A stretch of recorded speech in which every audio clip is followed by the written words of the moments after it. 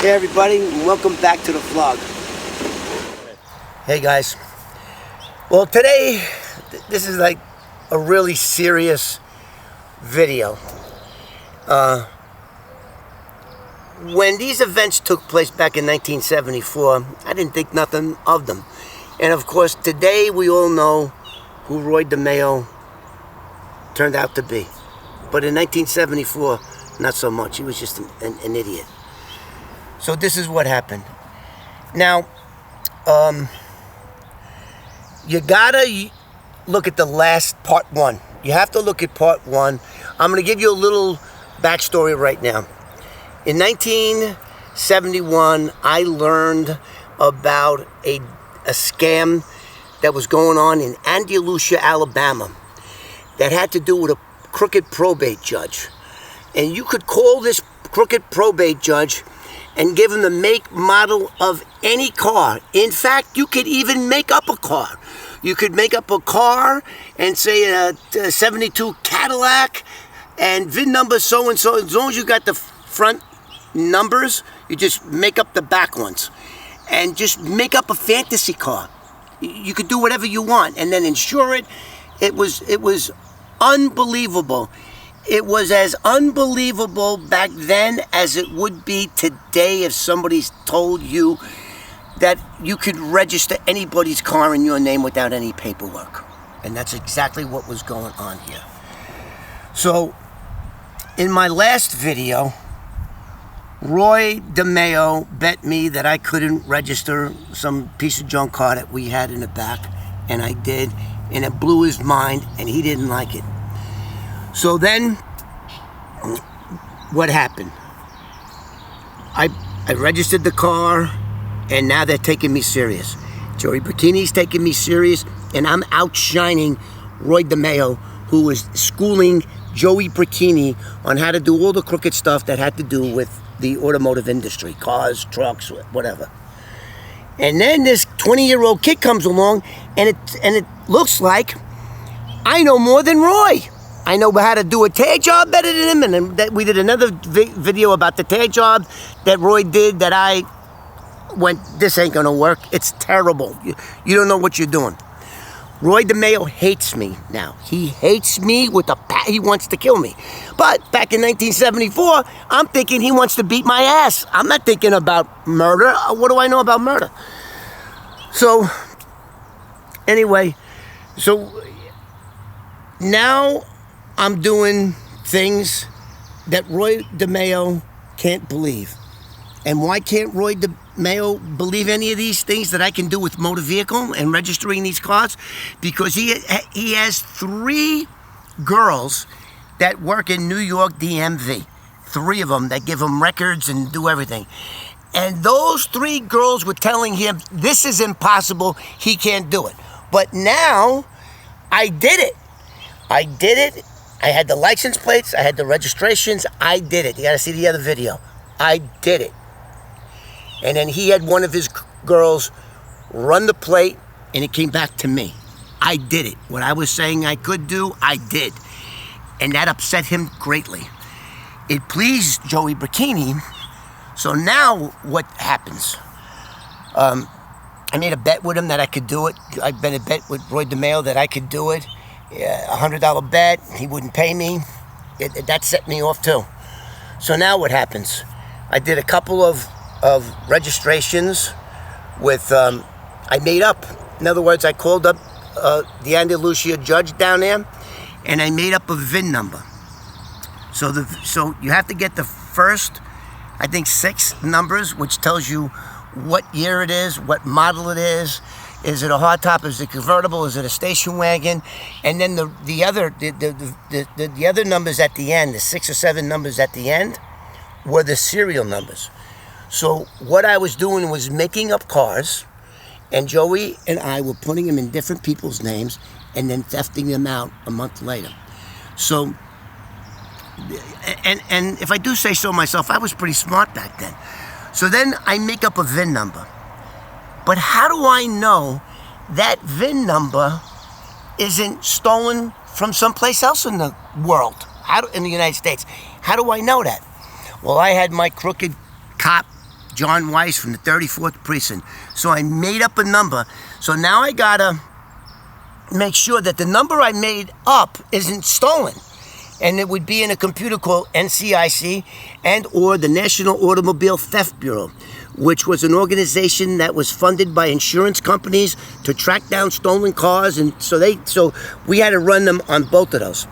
So I made up a number for a 72 Cadillac, right? Which back then was worth maybe $6,000-$7,000. And that was a lot of money back in 1974.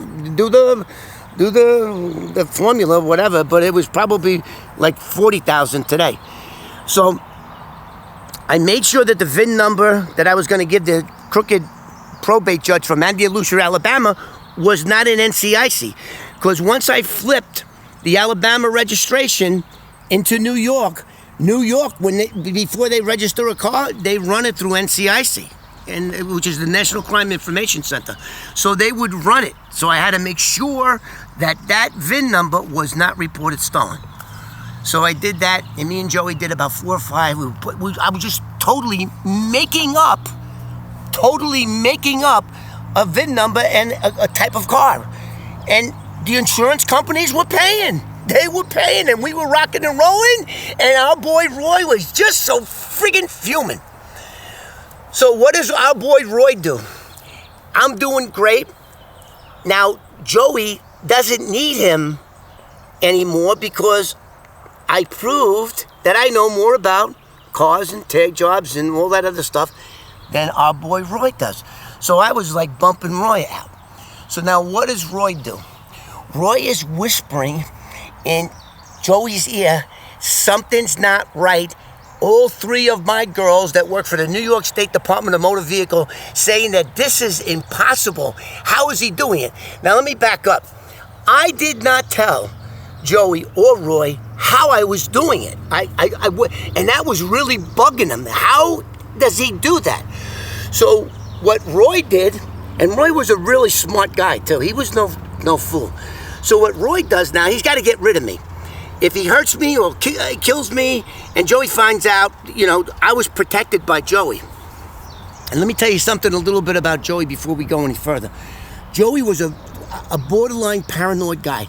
He was very careful. He would come to the shop and ask me, hey, how long has that car been there? He thought he was being followed all the time. And I don't know if he was or not, but excuse me, he was borderline paranoid, and Roy DeMayo knew it. So Roy DeMayo played on that. Now, at this time, I didn't know that Joey was a made man in the Lucchese crime family. I didn't know. I didn't know who Roy was. I just thought he was a punk. And why wouldn't I think he was a punk? The first second I saw him, Joey kicked him in the ass, slapped the crap out of him, and threw him out of the office. And Roy didn't fight back. So I'm thinking he's a punk. But the only reason that Roy didn't fight back is because Joey was a made man. If he put a hand on a made man, Roy knew what would happen to him. So this is what Roy starts doing. Roy starts telling Joey, I investigated this with all my people in motor vehicle and cops. This is impossible. How is he doing it? He can't do it.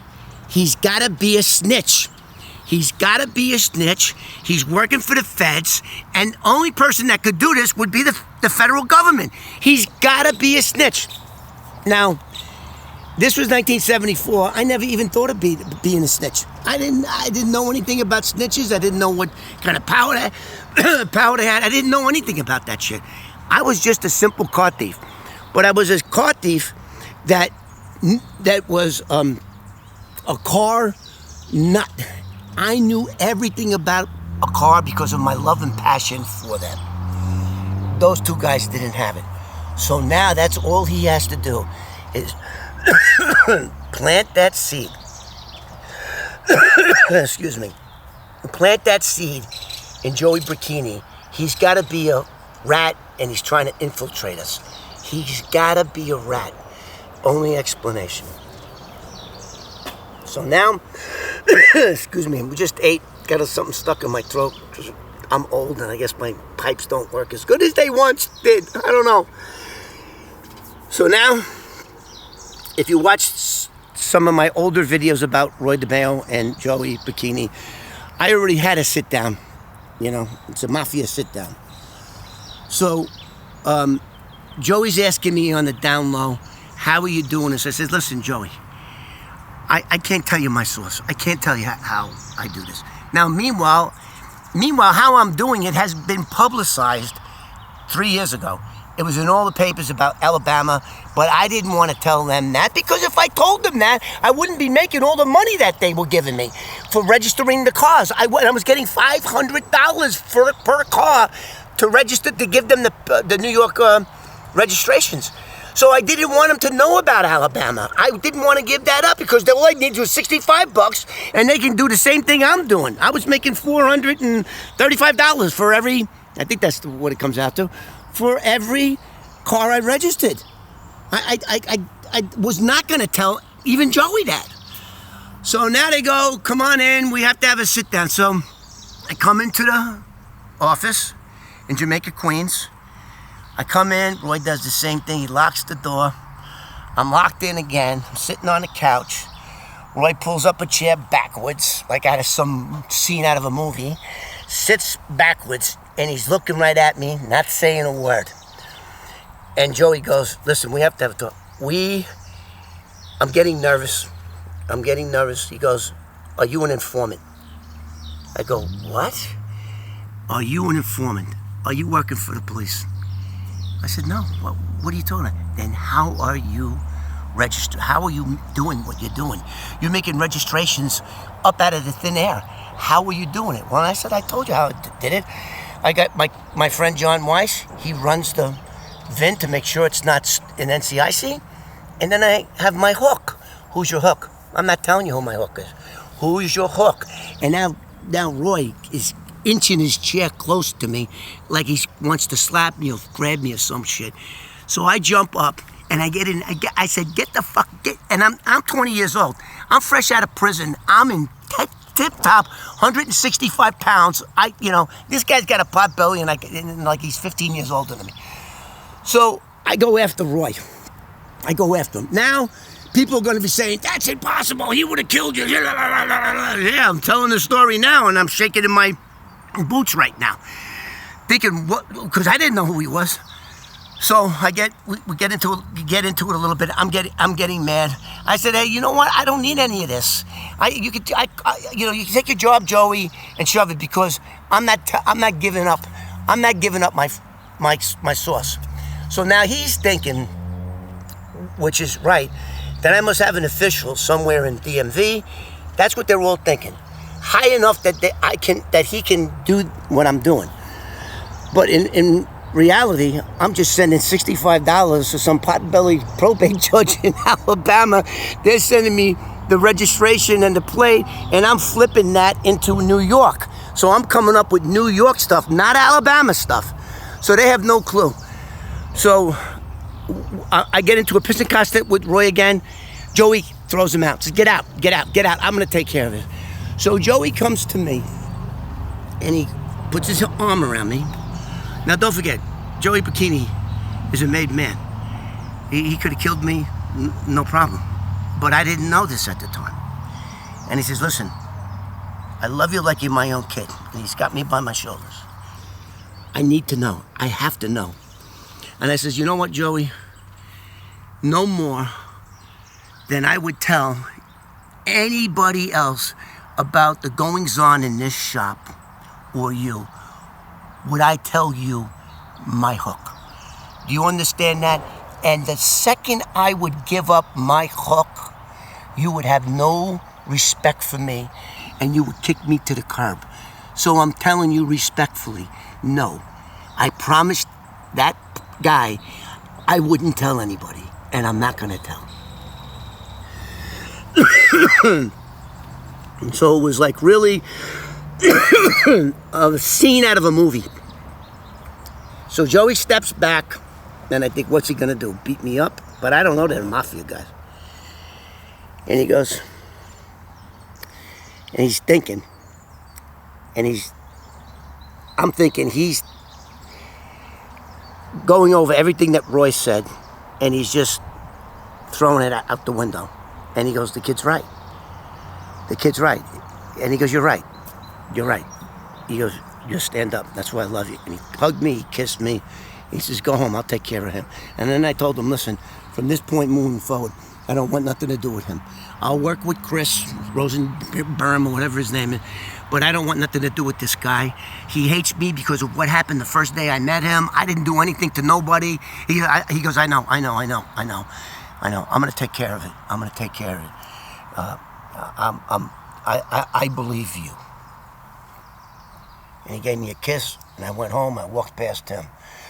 So that story didn't mean nothing back in the 70s. It meant nothing because I didn't know who Roy DeMayo was about to turn into, and I didn't know who Joey was. But now looking back 50 years, holy crap. If it wasn't for the grace of God, and if it wasn't for my parole officer, Jerry Israel, I will still remember his name, violating my parole and sending me back when he did, I wouldn't be here today. My daughter would have never been born. And so, and then we're going to do some more videos on this topic right now and how much money we were making. And so that's part 2 of my Alabama story. And I'm going to see you guys on the next one. Oh, and don't forget, please like and subscribe. Come on, our subscribers, our subscribing numbers are just like stalemated right now. And I think only 6% of all our viewers are pushing the button. They got button syndrome. Like, what are you afraid to push the button? Push the button. I'll see you on the next one.